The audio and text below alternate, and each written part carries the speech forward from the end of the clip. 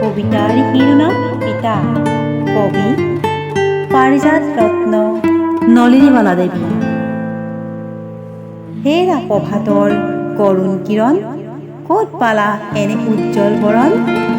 ইমান কোমল মাধুৰী ফণত, যিজনে মিলালে এই উজ্জ্বলতা, সিজনেই আমাৰ পিতা। হেৰা সৰু দিশৰ চুটচিনী, ক'তনো শিকিলা মধুৰ কাহনী?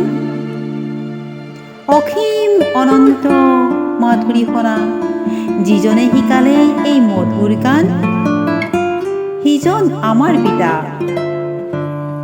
হেৰা সৰু ফুল ৰূপে অতুলন, কোনেনো কৰিলে ইমান মধুৰ শোভন?